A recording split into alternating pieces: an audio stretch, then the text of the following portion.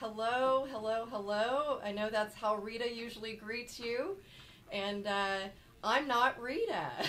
You might have figured that out, right? So if you were expecting to see Rita, you were seeing me, Christy Stratton. I have the honor to stand in for Rita today. You know, we have two amazing guests here today, Richard Miranda and Jonathan Cook. And I can't wait to get in and learn about these gentlemen and how they've expanded their career horizons. And we're going to be talking to that. But first, I want to say hello to all the locations out there in Texas. Well, you guys say hello too. Good morning. Yeah, we're going to have some fun today. I hope you're enjoying, will enjoy watching.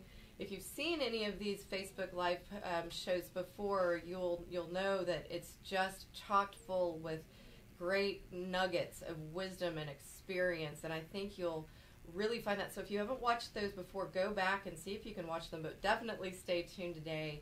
I want to say hello to our Fort Worth campus, our Dallas campus, hello to San Antonio, hello to Austin, and all the Houston locations in Texas and beyond, whomever is watching out and beyond. There's a lot of folks. That's good, right? Where they come from. No pressure. No pressure. But I may have seen you. I hope I'll say hello to some of my students. I have the honor of teaching the class called Success Through Business Etiquette, and have been doing so through about the last 7 years. And you know, just stepping into this topic of expanding your career horizons, you know, never did I think, when I got my real estate license in 1998, believe it or not, yes, I was 2. Yeah. I was too. You were too, yeah? I know, funny, we all started when we were 2 years old, yes? I tell people there was a 2 in it. Yes, okay, there's a 2. There's a little bit more honesty there. What was in front of the 2? All right, moving right along. Don't go there. He got me there, right?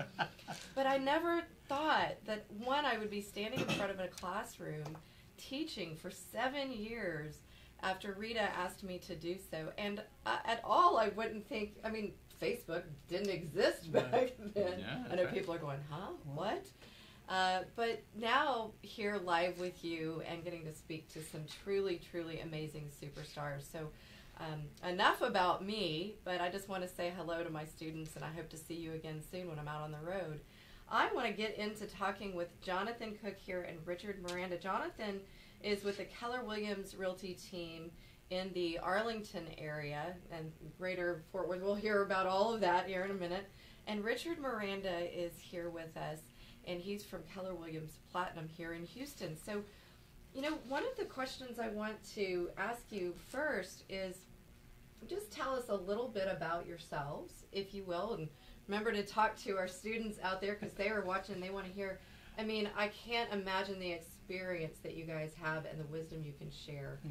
Tell us a little bit about yourselves, Richard. Wow. Well, I got started in 2001, 2002. I took my first course at Champions in 1960. In 2001, I had been working in the telecom industry. It was in the telephone telecom industry for a long time. Not that long. 30-some years. And we keep getting little messages from the top management saying that there was going to be a reduction in force, which we call them RIFs. So every quarter there was a RIF of, say, 100 or 200, 300 people.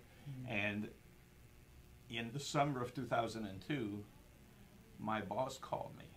My boss was based in Parsippany, New Jersey. The company was worldwide. And he said, Richard, it's our turn.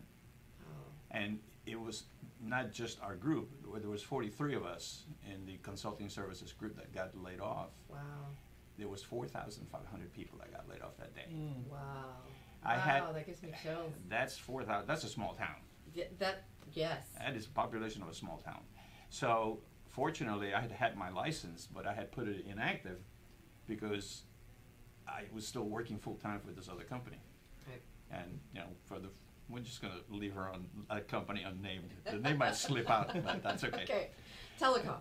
Yeah, I was in the telecom industry, and it was the worst job I had. I used to sit in my back porch, in my rocking chair, having my scotch and my water, talking to my wife Doris, and going like, I hate my bleeping job. I hate my bleeping job. How many people feel that way, though, right? Yeah, absolutely. Yeah. So that was a turning point in my life. They did me a favor, because I didn't want to quit, because they were going to give us, allegedly, were going to give us all these severance packages and stuff. So I took advantage of that. Mm-hmm. They let me keep the car for 90 days. They gave me the Cobra life insurance and all that stuff. But fortunately, since I already had taken all my exams, all I did was go, bam, I went to one of the local real estate companies, and I just... Look at that, bam. You just, bam. I was ready. I had already passed. Life took you and went, bam. I was ready.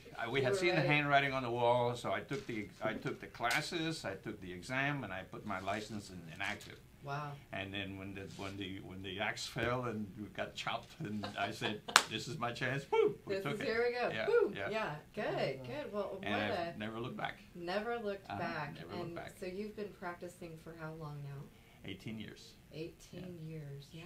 Oh, and the funny thing was too, before I go on, I had also sent out resumes right after that happened, mm-hmm. and I kept getting back results from letters from my resumes that said, "Congratulations! Thank you very much for your application, but we think you're overqualified."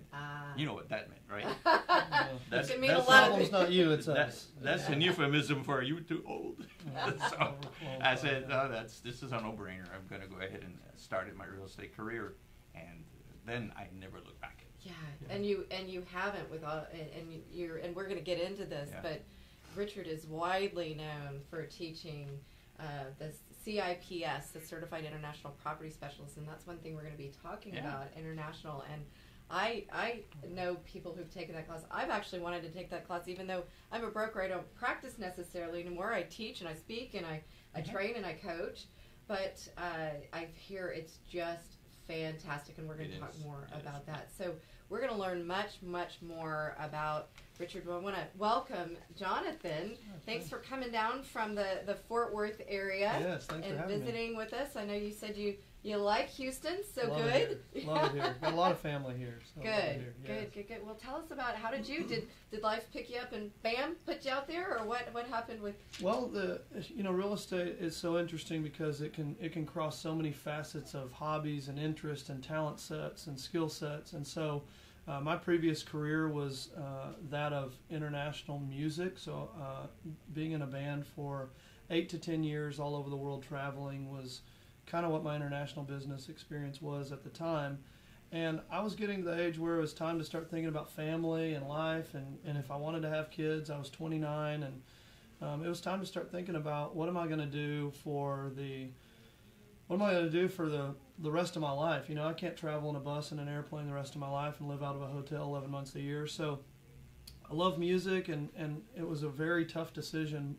In college, I took finance, and so I got real interested in a lot of my real estate classes, and so I always knew kind of where my next step would be. I just never knew when. And I had a good friend, Dennis Tuttle, who at the time was the team leader of Keller Williams Arlington. So Dennis, if you're watching this morning, shout out.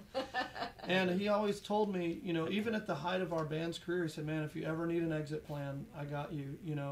Keller Williams has changed my life, and it can change yours." And so in 2013, I took the bull by the horns, and I went to Champions, got enrolled in all my classes, and got my real estate license. And man, it's totally changed my life, and I can't wait to get into my story and our team's story and kind of tell you how that journey's gone thus far. And it's just amazing because to have two totally unique people here with a commonality that real estate's changed our lives, and you as well. Absolutely. It's amazing to share, and it's such a neat industry of. There's such a lack of polarization where just everybody wants to give wisdom and everyone wants to give back and share and grow together. And I think that mindset is hard to find out there in business sectors elsewhere. Yeah, you're absolutely right. You've shared so much. And a couple things that have come up here that I heard is, both of this international experience but one's coming from music, and I want to learn more about your background, Richard. And I think that's so important. I often talk about how, small the world is these days, right? And with our information and our technology, and really how we can serve. So I really want to go there for sure. But I also heard something else, and I have to say thank you. You both went straight to Champions, right? Yeah. I love that. I know Rita will love hearing that. But one of the things that I've known Rita, and I got my license before you did, right? Just a few years. Just a few. I was years. 5. Okay, all right. You okay. were what, 2? I was 2, right? We got it right. Just kidding. But I think even, back then, Rita had one location, and it was the same thing for me, and I guess I only knew Champions. I was involved in Women's Council of Realtors, and the same thing, I was like, there's got to be something more out there. My dad had always said, you need to be in real estate. I'm like, no, I'm gonna go do all this. The next thing you know, I end up in real estate, and it has changed my life. And a big part of it has been tracking along with Champions. And so, in a way, that's kind of the unifying factor that's brought us here.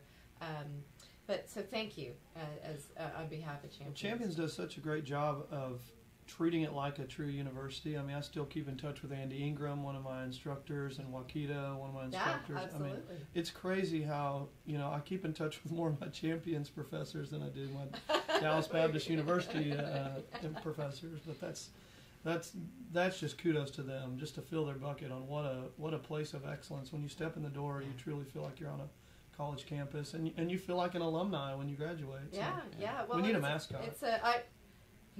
I don't know. You guys be Challenge. thinking on a challenge, right? Okay. You guys be thinking on a Champions mascot. You talked about it being a family and helping others grow, and I really think that's one of the I guess the personality of Champions. But you're right; it's the personality of many of the offices, and obviously sounds like your offices. So, how has those relationships helped you build your businesses over time? That helping each other grow together versus that adversarial. Anybody want to talk to that? Both go. Well, from the get-go, I learned that this business is supposed to be a co-op business. Okay. We're not supposed to be adversarial with our colleagues in the other side of the transaction, because whoever gets adversarial then ends up losing the transaction because that's huge. It's all about helping the client, and if we get adversarial or we don't start doing confrontational, transactional issues with the other agent, then there's a possibility that the transaction will fail. So we have to learn sometimes we have to do a little bit more than the other person.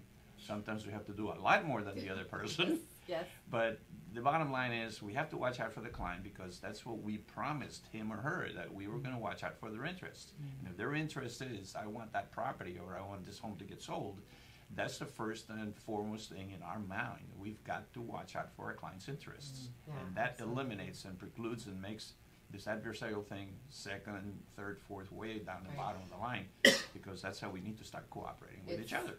I often say more we, less me, right? Exactly. So how has that affected your growth in your business? Man, absolutely. He touched on it a little bit. We call it on our team polarization. The moment that you start saying my buyer, my seller, my client, when we can own this and say the buyer, our transaction, like you said, it makes such a smooth transaction out of what could possibly be a mess. And the funny thing about this is you're going to be dealing with this agent again and again and again if you're actually building a career and not just a get-rich-quick to your hobby.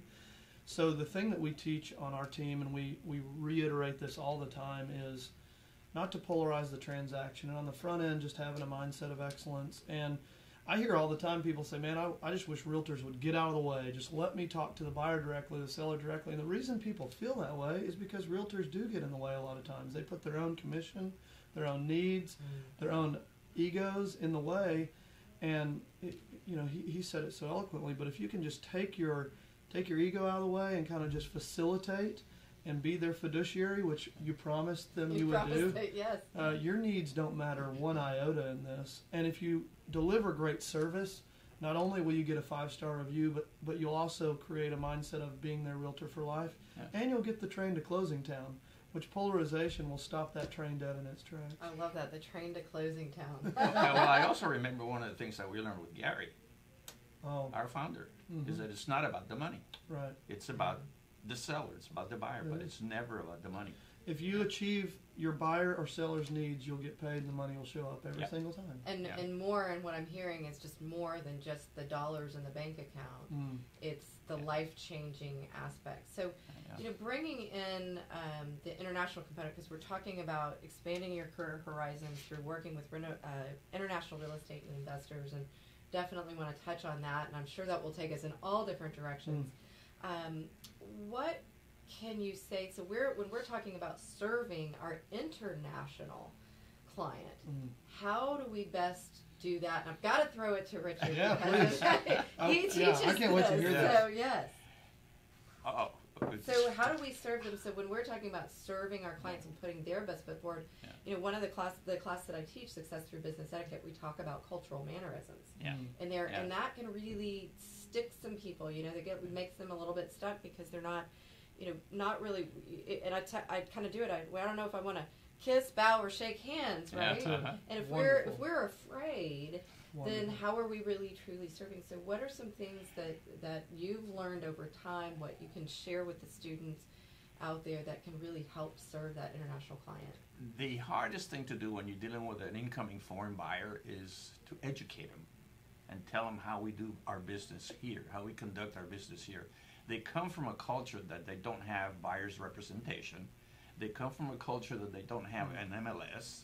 They come from a culture where they don't believe in working with one agent as opposed to going to 6 or 7 different brokers to find properties, because that's how they do that in their country. And they don't have any idea what fair housing is. So we have to educate them in every aspect of the transaction and in every aspect of the legalities of the industry. So one of the hardest things is that. And we have to sit down with them, and we sit down, Doris and I end up with, whenever we have a buyer, any buyer. And who is Doris? My wife. She's my team. She's part of. We gotta say hi to Doris. Hi, Doris. She's the other half of the Miranda team. Okay, all right. So we have a list of things that we do, and we sit down with the buyer and we ask them for their criteria. But the funny thing was, or the thing about the foreign buyer is that they don't want to be asked, well, how much do you want to spend, or what's your price point, or what's your limit, because they tend to get a little bit embarrassed when you ask them, well, how much house can you afford? We can do that here in the U.S. because we're accustomed to those questions. But when you're dealing with a foreign buyer, you've got to be very careful. So we kind of like change things around and ask them, what's your budget? So what's your budget, not what you can afford. Exactly. Or how much you want to spend. What's your budget is really the best question. Okay. So we go through the criteria, and then we have an expectations conversation, which is very important. And in the expectations conversations, we tell them, this is what you can expect from the Miranda team, and we have a list of 1, 2, 3, 4, 5, 6, 7, 8, like 20 items that we go down the list. And then we flip it over and says, now it's my turn to ask you what we expect from you. And then we start, the first thing we do in the list is be on time for the next meeting. And why is that, Richard? Because I tell you, most of the buyers that we end up with are from countries that have a high context culture. And high context culture people tend to be more fluid with their time.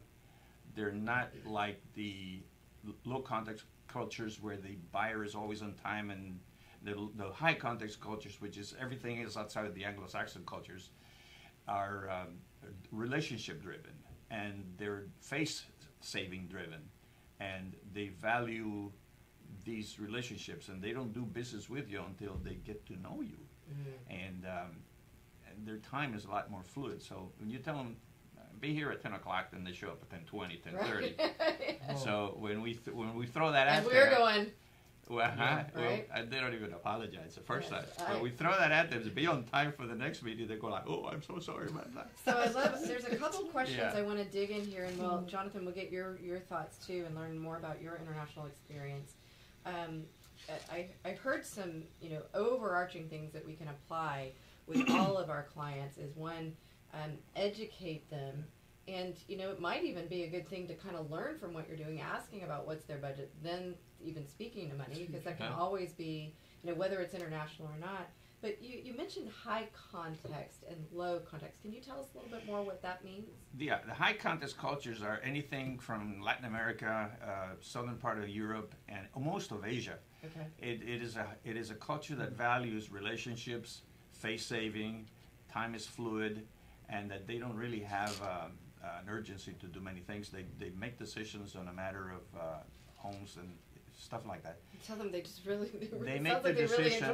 They make the decisions on the basis of familial relationships and consensus. Okay. So you have to include the family when you're working with a foreign buyer, and that's really very important. So and the low context is exactly the opposite. They're the ones like the Northern Europeans, the Germans, the Scandinavians, the Canadians, and the North Americans says, let's get to the point, get down to business.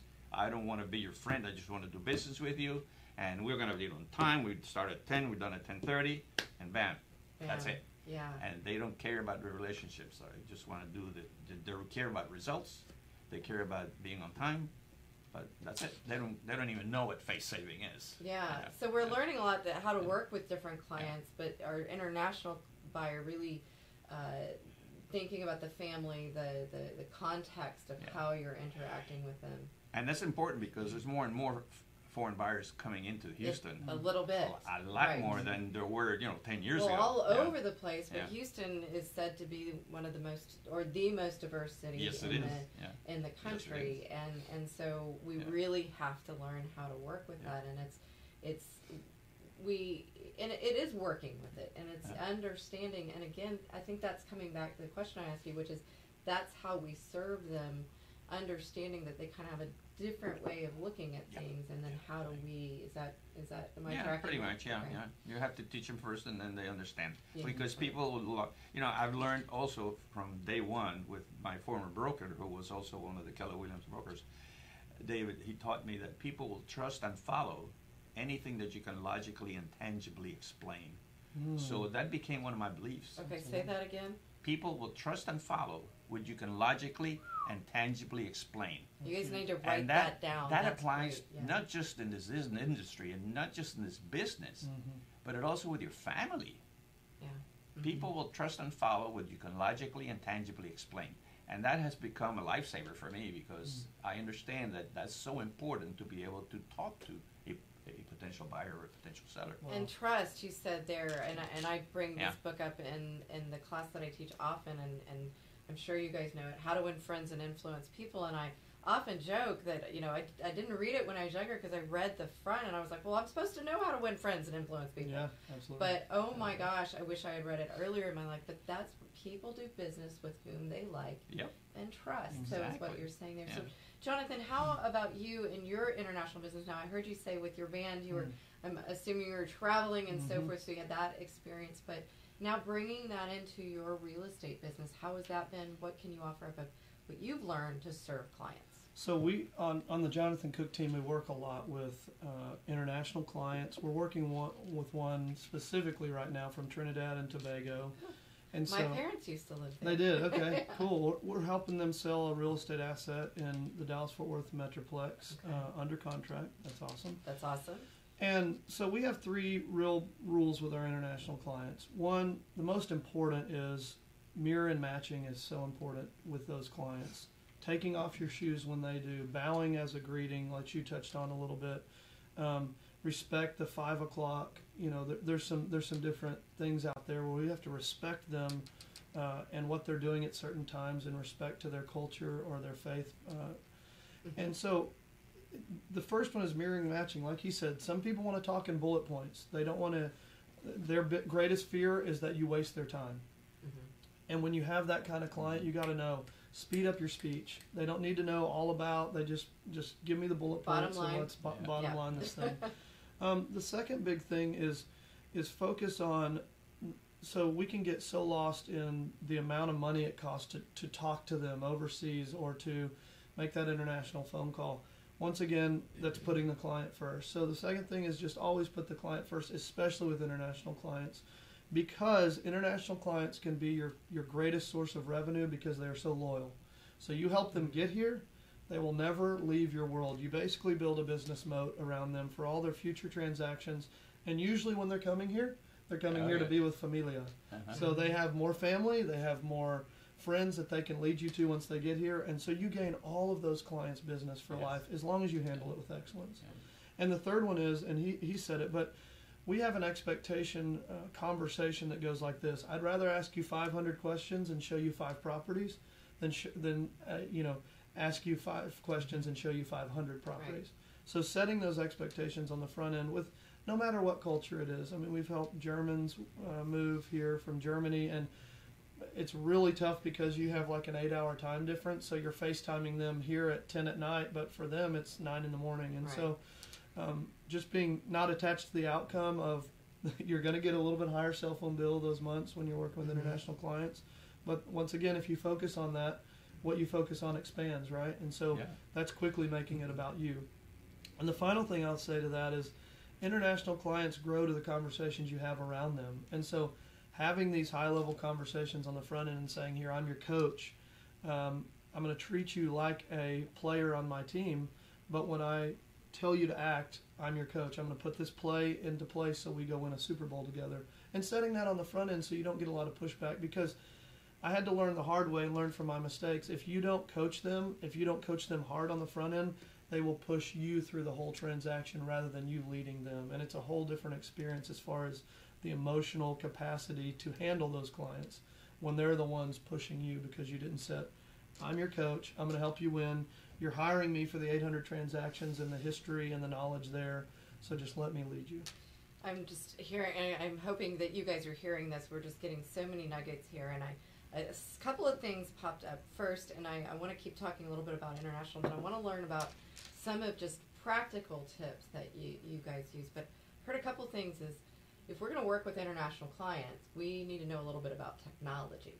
So can you suggest what might be the best that for those who are thinking about, and the second behind that question is, how do you develop that arm of your business, so to speak? How do you gain those international clients?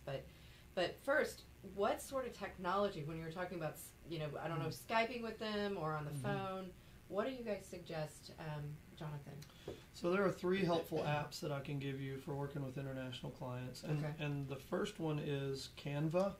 And Canva is becoming a very popular app, but they want to see their property in the best light. And so Canva is basically on the go where you can edit their property and add text on top of it, make a quick little video. In 30 seconds or less, you can have their property marketed with video and text on top of it, flashy transitions. And the international clients love to know what you are going to do specifically to market my property, because I could call 36 agents in your area, what sets you apart. And so Canva's helped us win a lot of those clients. Real quickly send a 30-second video back to them and say, here's what we'll do. Here's just a small example. They're like, wow, how'd you pop that out? So to make sure I understand, because I've used Canva, and I want to make sure, is it the Canva you can do all those sorts of marketing pieces, brochures, but they've got this element from I didn't know that, so maybe that's... So it's a diverse app. But and this is Canva. Yes, ma'am. Yes, ma'am. And what I think the advantage with international clients with Canva is to be able to answer that question quickly. What can you do to market my property differently? And in 30 seconds, you can run by their property, take a picture of it, write some words on it, do some transitional photos that's a slideshow, and in 30 seconds you've proven to them, oh my gosh, technology is important to this I have to look into this. This is great. I didn't know it had that capability. The second one really only applies for iPhone users, but there's probably a large percentage of you out there who are iPhone users, and it's real simple, but FaceTime. FaceTiming with their family, now you have the ability to have 10 or 12 people on FaceTime at once. So going back to the family and that context. Okay. And we've had them where, one is in Puerto Rico and one is in Venezuela and one is in Mexico City, and we've had them all on one FaceTime call at once to where father, son, and mother are all walking through the homes with us on FaceTime in real time. And so That's a brand new update this year from Apple on the multiple location FaceTime, and it's kind of like a Zoom call. I was about to say, it's kind of like a Zoom call on a FaceTime. It's a Zoom call on a FaceTime. Wow, that's great. I didn't know that either. And then the third one is Clips, and Clips is a high-level video editing software where you can do it in different languages. And so it has a translation feature where if I'm filming a video at a property, maybe I'm working with a buyer, they're interested, and I'm speaking, it's translating it at the bottom in a different language, whatever they may speak. Wow. And so if you're using Clips at a high level, you can be translated at the bottom. You can't do that live, but you can go film the video, have text at the bottom, and then click which language you would like it to translate. And so they're getting captions in a different language. So this is great. I just want to do a real quick recap. That's Canva, then FaceTime, and you've got multiple FaceTime now, and Clips, C-L-I-P-S? Yes. And these are all obviously apps. So Sure. these can help you serve your international client and in their language and their context. What about you, Richard? What do you think works? The one I've been using most of the time is WhatsApp. Okay. Because So it WhatsApp. gives me audio, real-time audio, and it gives me also the ability to send them verbal messages or oral messages. But and then of course the other one is FaceTime. FaceTime, and these are all internet, voice over IP, voice over the internet protocols, which are the way to go now because these end up being free phone calls. Well, that's what I was going to Yeah. think. There's really not a lot of added cost. Is that correct? No. And Skype is the one of the pioneers that started. There was another company that I use for my landlines that I have in my office, which is called Vonage. And they give me free phone calls to most about every country in Europe.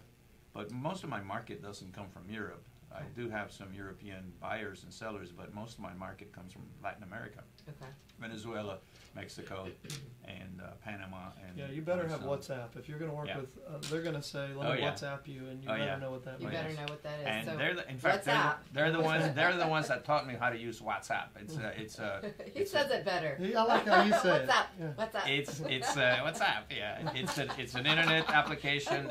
It goes on your iPhone, and you can talk to them real time through the internet, and it's free.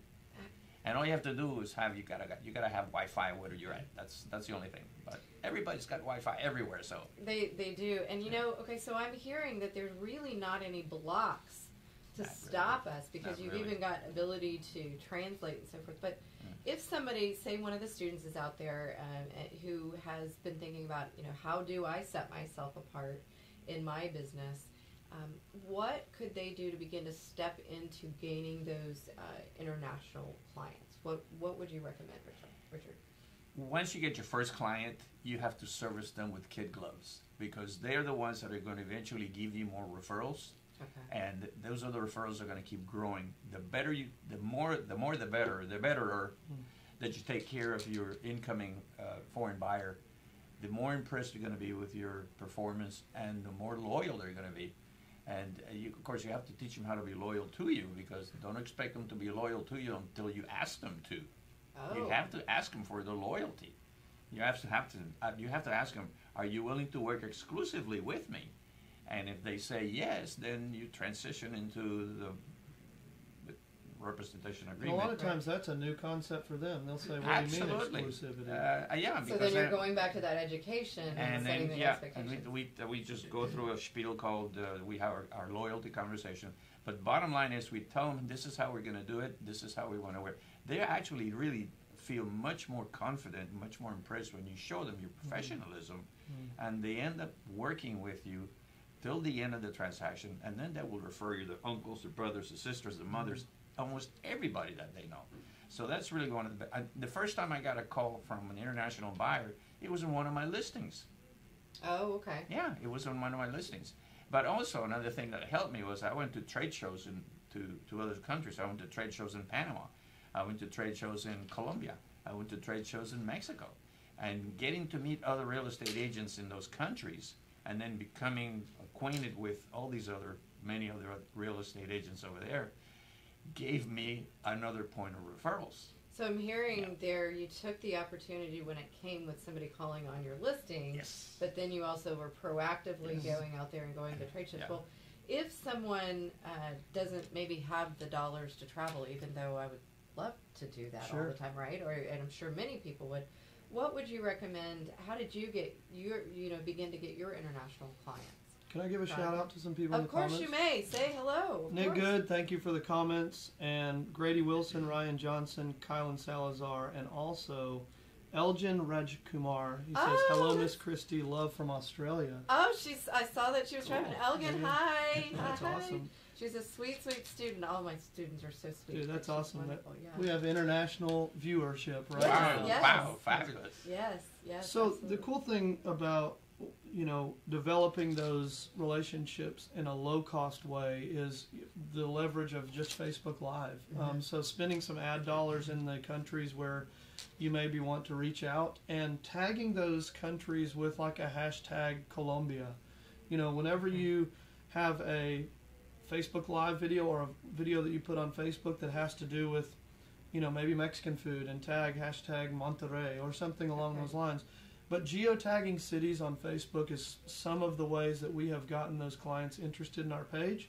So they say, wow, I saw a Mexican restaurant that you reviewed here in Houston, Texas, and you tagged Monterrey, Mexico, which is where I live, and I typed in Realtor Monterrey, and you popped up in Houston, and we're actually relocating to Houston. So it's crazy how anything with a hashtag is quantifiable and searchable. And so you can track those in your goals because it's trackable. If it's searchable, it's trackable. And so, just maybe this simple tip to those of you that have social media out there that aren't already doing it, but every single post that you have, throw 3 or 4 hashtags along with that have to do with either the city where you are, the city that you're talking about, the country or culture that you're talking about, or maybe the topic that you're talking about. And you will be so surprised the return on investment of just adding 3 or 4 simple hashtags to your social media posts. So rather than, hey, I'm here today in Houston at ChampionsLive filming this, class for you guys,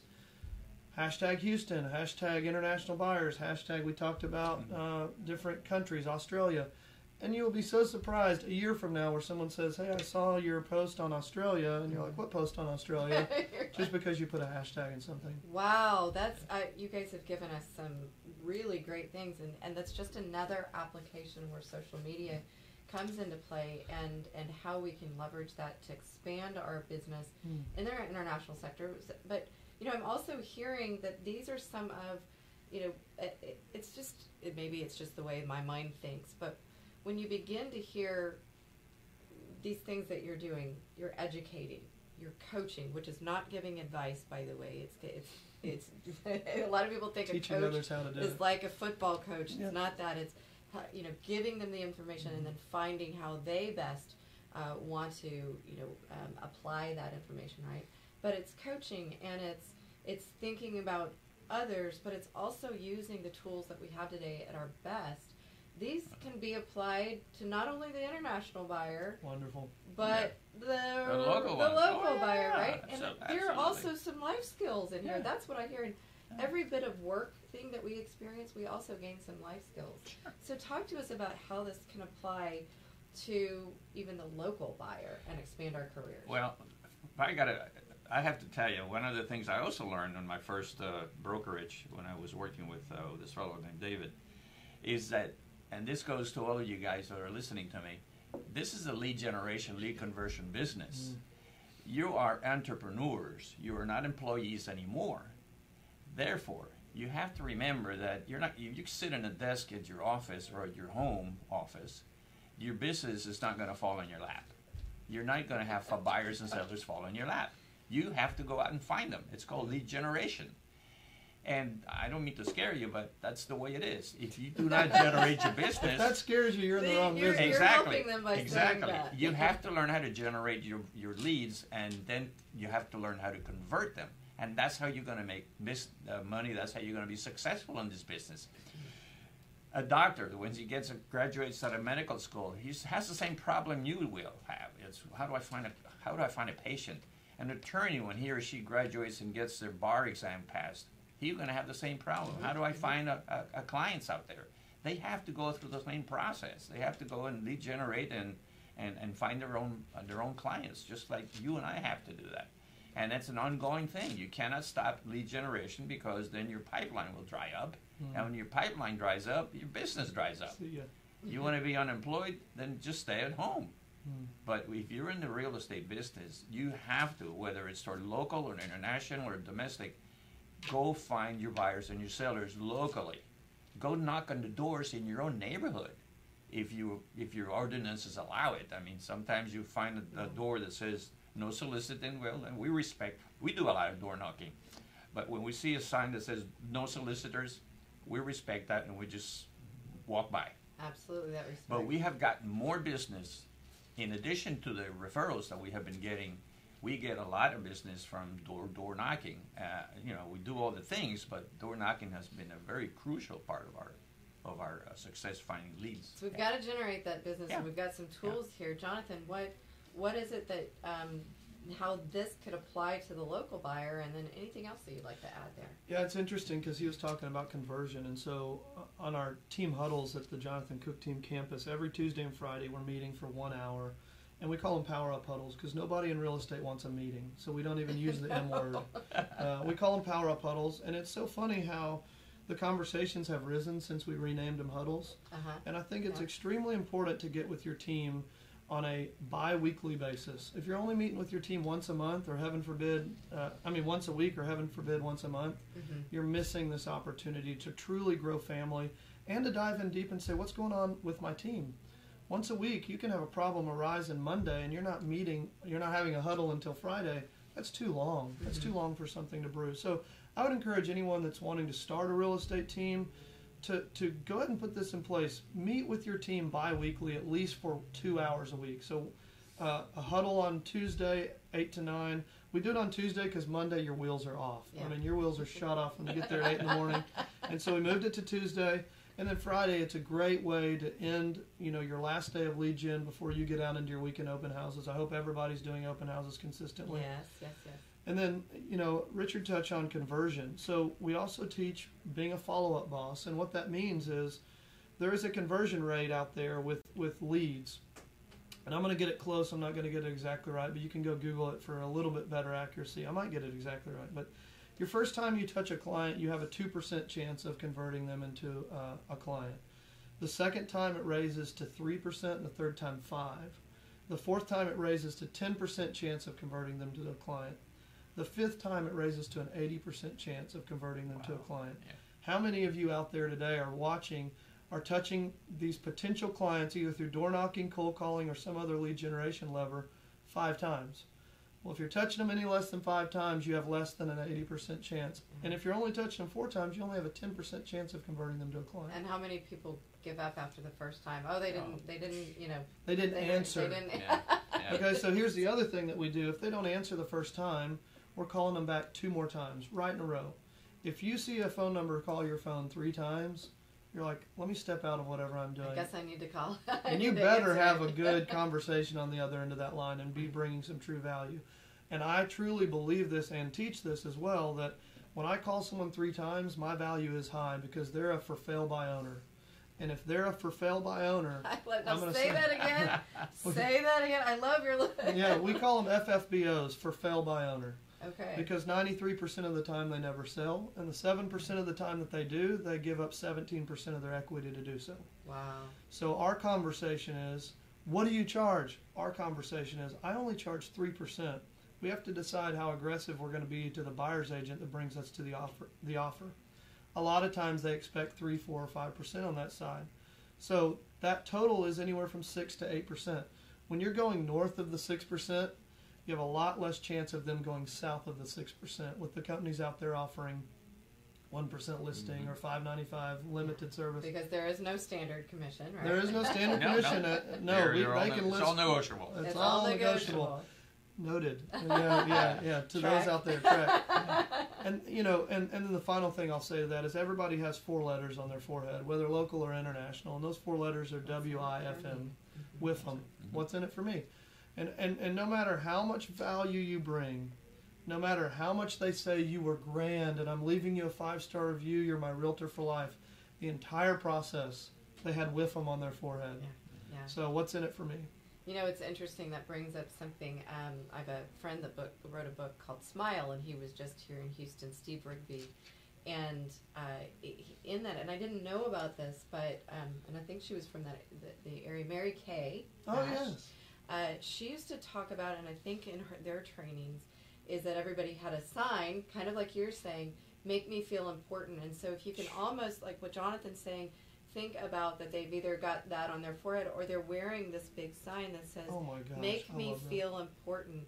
And what you find out is when you make other people feel important, it facilitates, it builds that relationship, which there again, here's we're coming back to, I think where real estate actually begins to change people's lives, because you see what it does for other people, but when you can help change their lives, right, it can change your life. And then you, because you're serving, coming from that place, more we, less me, right? We are feeling better about ourselves. So it's really. Can I suggest a book? Yeah, absolutely. So a book that goes along with this is called Love Does by the author Bob Goff, Bobgoff. Yep. And actually, the author's phone number is in the back of the book. This is how transparent this guy is. But it just talks about one of the great quotes from my mother along these lines, and my mom's watching, so hello, Mother. Hi, Mom. Hi, Mom. One of the great quotes that my mom always instilled in me, well, I have two for you. One, food is good where the friends are. So it doesn't matter how the food is. If you don't have friends around, it's going to taste nasty. But a nasty restaurant becomes really good when you have friends around the table. So food is good where the friends are. That's the truth. That is the truth, yeah. But the one that applies to today's topic is people don't remember what you said to them, they remember how you made them feel. And so the book Bob Goff, Love Does, has transitioned our team with how to treat people and how to just show up in love everywhere you go. And it's so easy when you get hung up on or told, go fly a kite from, people 50, 60 times a day in your 3 hours of lead generation to combat that and say, oh, no, you didn't hang up on me. You don't know who we are, and those things. But whenever you're coming from a place of love, it's just a good reminder that, number one, your reputation's on the line. So self-control is so important in this business. And to take yourself out of it is so important, because you're going to be dealing with these realtors over and over and over. Mm-hmm. I thought in my first year I was just going to barrel through everybody and get International Rookie of the Year and all these things. And I'm so glad that I had a sister who constantly had me in check as my transaction coordinator to say, do not write an email like that ever again. Do not respond like that ever again. So my first year in this business was learning how to have self-control. Mm-hmm. And it's fed me well, because there are some agents in the area where we kind of have a farm area, Burleson, Crowley, South Fort Worth, and West Fort Worth, where we've dealt with these agents on probably 100+ transactions. Mm-hmm. All right, she brought an offer, he brought an offer, or hey, we sold their listing for them. We've dealt with them 50, 60, 100 times. Do you think we could do that if we were punks and responding like Absolutely my client? not. And No. I love what you say, more we, less me. Yeah. So that's one of my hashtags. Yes, I love it. I love that. So there's a lot of students out there that are just now getting their license, right? And what I've learned over the years, not only practicing myself, what I stepped into the business for, which is, we often think, okay, this is my chance. This is my way. Whether we're, bam, put into it, right?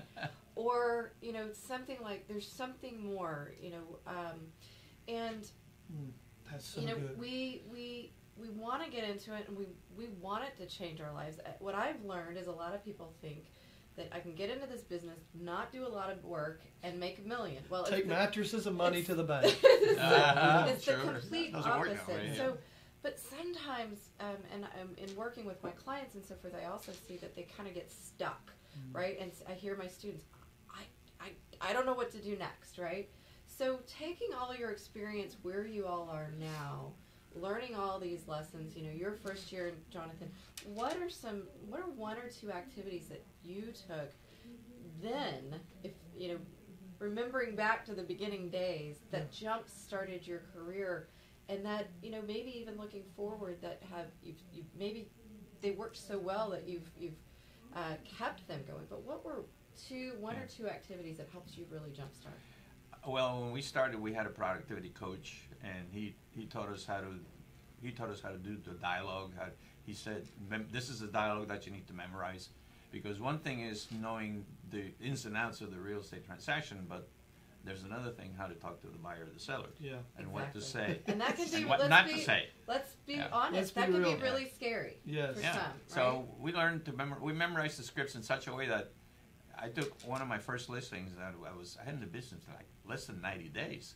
And after we went through Good. the speaker and we signed everything, she actually, my client, she was my client then. And she says, Richard, how long have you been doing this? And I felt so embarrassed. I went like, should I tell her the truth or should I? No, I learned this from Rita. I And- feel like I've been doing it all my life. Oh, that's good. And- That's good. Well, that's what David says. He's just so I've been doing this for under a year or something like that. But I actually told her I told her the truth. I've been doing this for about 90 days, is what I said. And she says, "Oh, get out of here! You sound like a professional." And that was the best compliment that anybody can pay incredible. me. And it's because I learned my dialogues and my scripts to the T. I mean, I sat down at my kitchen table and I memorized them to the T, as if I had been memorizing the Gettysburg Address when I was in high school and stuff like that. And those tools are there, like the 30 Days to Success tool that Rita has. It's a book. You can ask your counselors about that. But those scripts are in there, and we often try to go recreate this wheel that's worked for years and years and years. So you're hearing right here, know those scripts. What's one or two that help jumpstart your career? And Gerald Sand, we see your question. We'll answer your question in just a minute. Okay. So we got some We're cool winding questions down, popping so in. let's get to we'll the get questions. Let's do this. So I'll just touch on it real briefly, and it's accountability. So in our team huddles, the way we end every team huddle is we have each individual team member of the Jonathan Cook team stand up and say, my individual yearly closed client experience goal is 100 units. Year to date, I've closed 17. I have 9 pending. I've earned 72 reviews, and my goal is to attract 4 people to Keller Williams. I've closed 4 in the month of June, and everybody claps and they sit down. And so we go down the row of the team members, and everybody has to say their client experience goal for the year, which we call each closing a client experience, not a closing, not a unit. Makes it about them. So our client experience goal for the year is 36, 40, 100. And we have team members all over the map that have different numbers. Some want to close 100. Some want client experiences in the mid-20s, and that's fine. There's no judgment on that. And we'll help you achieve whatever your goal is. And the second thing is, along with accountability, would just be that, the question came in, so I lost my train of thought on that. I won't go to the second. But the accountability with stating our goals twice a week to the entire team, and whenever your number has stayed the same for 3 or 4 huddles, your team starts to wonder, hey, what's going on? Why have you gotten no more reviews? And what you focus on expands. So we focus on reviews. We focus on attracting people to the passive income of profit share through Keller Williams. Oh, I remember what I was going to say. And we focus on client experiences. And the last thing I was going to say when I lost my train of thought is Gary Keller at the top of our company has rewritten BOLD. So it's now our training program, BOLD, that we all can go through at Keller Williams. They're no longer talking about scripts, but they're talking about, they've changed that word to conversations. Oh, okay. Yes. I And love so that. it makes it so much more relational. Rather than I've internalized my scripts, I've internalized my conversations. Those mindset shifts are awesome. We are winding down here, and I want to definitely get some questions, but I think Richard has something to say. Sure. We would never call it a listing presentation. That's more. We would always call it a listing conversation. Love that, Yeah. listing conversation. Well, and even in that, I have to share, I'd love to get your feedback, and I won't take much time on it, but I even throw out the idea of removing the word listing, because really what is a listing? It is a home that you are going to market and sell. Yeah. So I begin to shift words like that to really make it, and a lot of the work that I do is try to get the words to the most meaningful. And we can tend to kind of slap different labels That's on so them, good. but it's a home that we're going to I'm market. going to use and that. sell. I'm going to steal that from Yeah. you. That's great. Listing conversation. Yeah. And we don't call it listing. We call it launching to market. Oh, You know, I like so that even launching better. to market. So we have a couple questions like that that we one, want to too. round Launching to out. market. Launching to market. All right, Yeah. that's the new words. There it is. Launching to market. We're going to have a Thank you. conversation around launching your home to market. Maybe Yeah. we just wrote a new conversation. Maybe Perfect. we did. So Gerald Sand says, great insights. Quick question. Can an international investor with no social security number or tax ID buy a property in the USA? ? And what paperwork do they need to sell the property ? Do they pay taxes in the USA if there are gains after the sale? The answer is they don't need actually a social security or a TIN number when they purchase a property, cash. However, I recommend that they do get one, because at the end of the holding period, they're going to end up having to get an ID, a tax ID, because they will have to pay taxes on the property, as if they had capital gains. Yeah. And the greatest tip I can give someone out there wanting to break into the international sphere of buyers and sellers is get a great I-10 lender.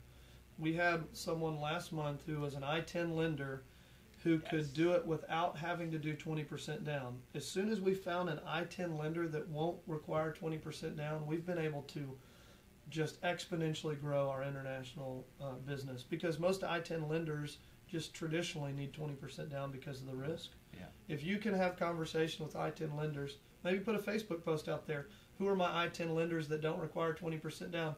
See who you get and go take those people to lunch. Yeah, take those people to lunch, establish those relationships. Wonderful. Do we have any other questions there? We, Thanks for being our stand-in social media. Yeah, Cool. absolutely.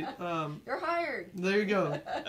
Yeah, we have a lot of comments, a ton of comments, but most of them are comments rather than questions, so I think that's great. I want to make sure I don't miss anybody. If you have questions, you got a couple minutes to get them in before we wrap up. And, man, a lot of shout-outs. Catherine Hardiman says, great info.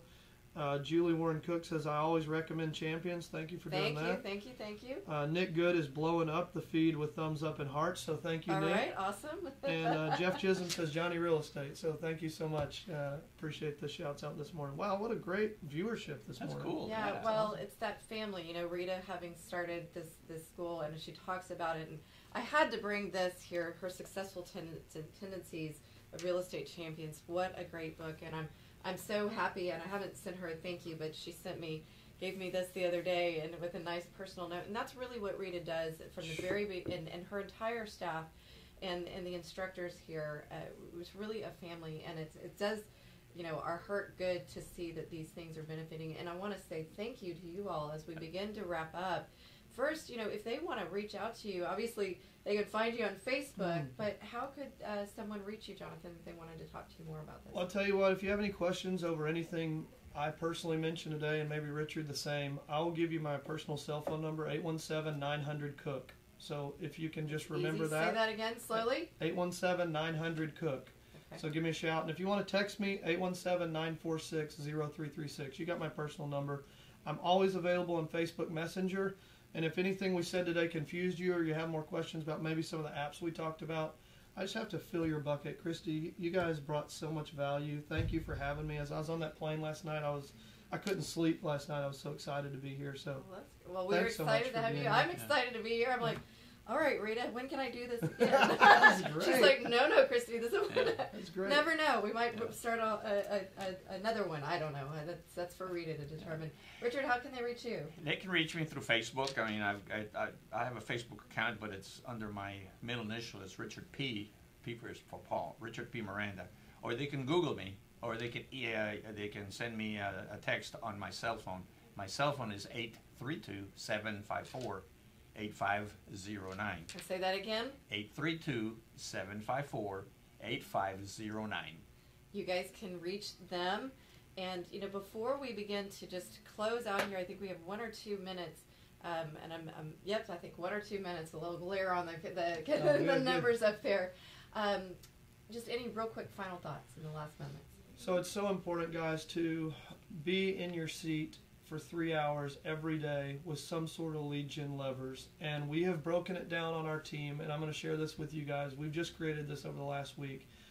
5 lead generation levers divided by a 3-hour lead generation day makes 36 minutes per lead generation lever.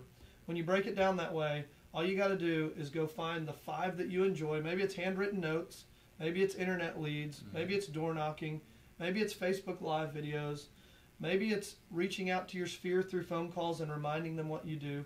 Go pick 5, break them down to 36 minutes each, and just go take those bite-sized 36 minutes on each of those 5 lead gen levers 5 days a week, and then you will have created a full 3-hour day at the end of the week of each of those 5 lead gen levers, rather than saying Monday. So 5. And Richard, real quick, in about less than 1 minute.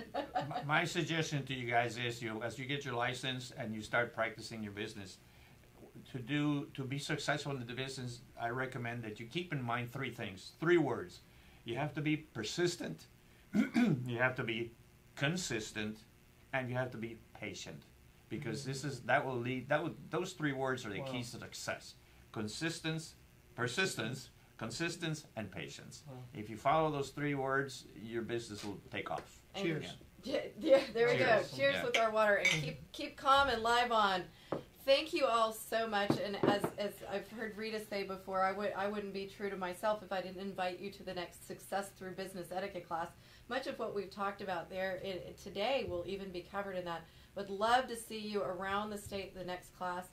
Check into that 30 Days to Success as well. It's a wonderful coaching program from Rita. And I want to say thank you so very much to Jonathan Cook. Thank you for flying in. I'm glad you couldn't sleep. You were so excited. We were so excited. But I hope you get some rest now. And Richard, thank you so much. It's been my honor. And thank you, Rita, for giving me the opportunity. We have learned so much. We love you, Rita. Bye, Rita. And bye, everyone. We hope you stay tuned for next time. Y'all stay awesome. All right. Yeah, absolutely. Stay awesome. Thank you. See you soon.